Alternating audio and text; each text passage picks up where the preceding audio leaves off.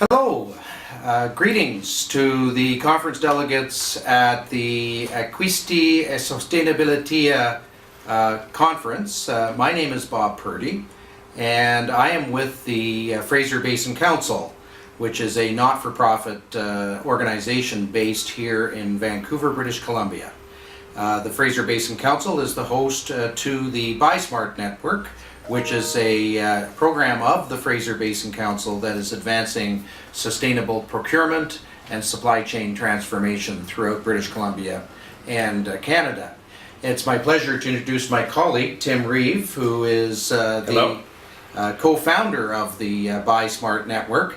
And Tim and I are going to have a conversation here this morning that will hopefully be helpful to your discussions at your conference. We're going to be talking about trends in Canada around sustainability and sustainable supply chain, and we will leave you with a summary message around where we see some of the opportunities here in Canada and beyond on those topics. So with that, we'll get started. Tim, so from your view and your work in sustainable procurement, what are the trends that you're seeing here in Canada, both in terms of purchasing, changing of the way we purchase, but also more generally transformation of supply chains? Well, thanks, Bob. I'd say that in our work with municipalities, with private sector companies, with sport organizations, some of the supply chain trends that we're seeing really relate to where Canada is on the overall scale. I would say is steady progress, but overall kind of under-leveraged programs. We see a lot of potential for sustainable supply chains to drive more innovation on the sustainability agenda for both public sector and private sector organizations. But I think largely the potential for this hasn't been recognized, and there's still a long way to go to really fully realize some of the opportunities in this area. Tell me what you're seeing in your work with the BuySmart program. Well, certainly, Tim, we're seeing, as you've noted, sometimes good progress in some areas and not as much progress as we'd like to see in others. But where we are seeing progress is where there's a strong regulatory or government interest in making change happen. We're seeing at least the public agencies start to pay attention. So, for example, here in British Columbia, we have a very strong focus on reducing carbon emissions. It's in legislation, right. And public agencies are required to reduce their emissions substantively, and we're seeing more and more attention paid on the power of sustainable purchasing through the lens of carbon reduction. Similarly, in the area of solid waste, we're running out of landfill space. We're looking at innovative means to reduce the material and energy footprint of our lifestyles, and we're seeing, for example, some change on that front. I agree. I think that especially here in British Columbia, where you see a strong legislative framework around waste and carbon, that you're seeing innovation in the supply chain in that area. One thing that comes to mind for me is, say, packaging and the work that's being done around improving the recyclability and the reusability of packaging, particularly in the business-to-business supply and delivery and logistics category. And I think that's being driven to some extent by new stewardship regulations and producer responsibility regulations in BC and elsewhere across the country that are forcing producers to take more accountability for the packaging and the products in their supply chain. And you're right, the carbon legislation and the carbon tax in British Columbia, unique in Canada, is also probably a strong driver of emissions and a GHG focus on Scope 1, 2, and ultimately Scope 3 emissions in the supply chain. At the commodity level, I'd say food is an area where we're seeing some trends, a real growth, I think, both in the institutional but also the retail consumer desire for knowing where products are grown, where they're coming from, seafood, coffee, beef perhaps related to the recall in the fall and concerns around health and safety. Might be a growing awareness and interest in the public in the supply chains of key consumer products. How about collaboration? That's a main area of BuySmart's focus. What are you seeing in that space? Well, we're seeing some interesting trends. First of all, just more generally, we are seeing, for example, within companies, a trend towards corporate social responsibility policies and practices. And eventually, a corporate social responsibility policy needs to deliver results. And an emerging opportunity in the part of some companies is that purchasing provides a tremendous leverage point to advance corporate social responsibility. Companies are looking at supply chain risk and looking at, for example, if products are being manufactured in an inappropriate way, in an unethical way, that can affect a company's brand and their bottom line. But what the companies are also finding is that they can't do this alone. They can't advance sustainable purchasing in a vacuum. They have to work with others. So we're seeing increasing trends around working with suppliers. So bringing their suppliers to the table, learning from them, but also pushing them to make changes happen. And we're also seeing the companies themselves collaborate with each other. And certain professions like the purchasing management profession, there are increasing gatherings of like-minded purchasing managers who are interested in making change happen.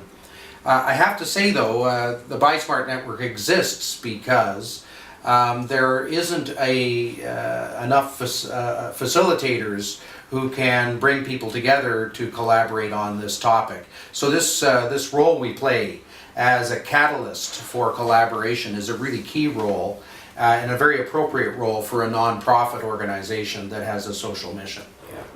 I think that if there's a theme that's emerging in Canada in 2012 and going into 2013, it's that to really make substantive progress on sustainable supply chains, groups have got to work more together.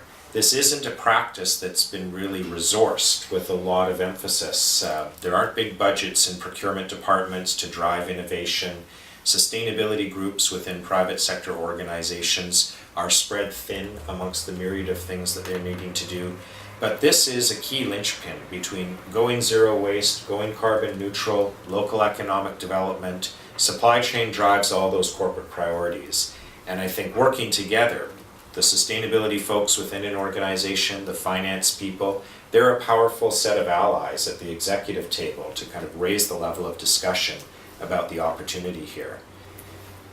Yeah, certainly, and to build on that point, Tim, I think we all know that purchasing managers typically don't like risk. They like to manage risk. They like to limit risk. And if you introduce the concept of sustainability to a purchasing manager in an inappropriate way, they might get the sense that this is adding risk to the purchasing transactions. And so it can be an uphill battle to encourage purchasing managers to make the transformation to sustainability if they perceive that transformation to add to risk for the organization. Therefore, it's so important to have success stories and to have purchasing managers who have made steps towards sustainable practices to share their stories with their colleagues. Absolutely. And this again is the reason for the Buy Smart Network, is to provide an opportunity, a safe table where like-minded purchasing managers, corporate responsibility managers, and suppliers can come together and learn from each other, be inspired by each other, and also realize that making this transformation doesn't necessarily add risk, it can actually reduce risk. Well, I think that's another trend that I would say we're seeing is this idea of looking at procurement and supply chain from the perspective of best value, and multiple decision criteria being used to make supply chain and procurement decisions. And the flip side of sustainability adding risk is that sustainability is really reducing risk by giving a more complete and holistic picture, more of a total cost picture in some cases of the products and services that we're acquiring. And so I think that at the practitioner level, the struggle is that in theory that makes a lot of sense. In practice, total cost of ownership and best value are still, I think, emerging practices. And professionals in the procurement world are still feeling like they need more help, more tools to really make that kind of holistic evaluation. And that maybe raises the role of education. Yes, thank you, Tim, for raising that. My next question is around, indeed that, where are the capacity building opportunities on sustainable procurement? Are the universities, are the colleges, are they providing educational programs on sustainable supply chain? Where do I learn? Where can I learn about this topic? Well, I think you need to look at really where professional development takes place within the procurement and supply chain world in Canada. And I'd say the key players really are the industry associations that are training professionals. Their curriculum really relates to the certification that a procurement professional takes into their supply chain world. And so that's the key lever point that we need to look at. Universities are certainly graduating students that are moving into supply chain roles, and there's some curriculum, but I would say that it's more ad hoc in terms of what we're seeing in programming there. And so I would say that having said that, at the university level, I think that there's some great programming taking place in terms of university operations and sustainable procurement and supply chain. And our universities, I think, have been leaders in the area of things like fair trade coffee and adopting certifications to be fair trade campuses. Similarly, on the no sweatshop programs related to university apparel.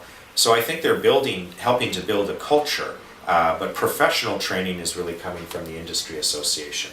That's what we're mostly seeing. And to add to that, one of the things I've observed is that there are programs available for, say, operations management that deal with topics like transportation efficiency, adopting more advanced tools for route scheduling for trucking companies and so on and so forth. These types of activities, this type of knowledge may not be labeled sustainability, but nevertheless serve one of the goals around sustainability. And indeed, it's important to recognize that that word sustainability has its challenges in terms of how it is interpreted, and indeed it may not always be labeled as such. It may actually serve sustainability goals but not be called sustainability. I think you're absolutely right. In fact, in some cases, green is being driven by lean and a desire for more operational efficiency within organizations. And the green is just a bonus spin-off of trying to run more efficiently for good, sound financial reasons. So I think that you're right. And in some ways, that's success, is when it's not done for sustainability purposes, but it's rather embedded in various aspects of the supply chain and the way an organization approaches its business model, because that represents best value or a more holistic way of making decisions. Exactly. So that completes our discussion today, and we do appreciate the opportunity to share our ideas with you. And we do hope that our collaboration will continue, that together we can exchange stories, ideas, and indeed exchange our inspirations around advancing sustainable supply chain and procurement in the future, here in Canada and throughout the world. I'd like to, on behalf of the Fraser Basin Council Buy Smart Network, I'd like to thank Acquisti Sustainability for this opportunity to have this discussion and share it with you. And I certainly wish you very well with your conference, and look forward to our continued collaboration. Thank you very much. Grazie mille, and we look forward to our discussions in the future. Thank you very much.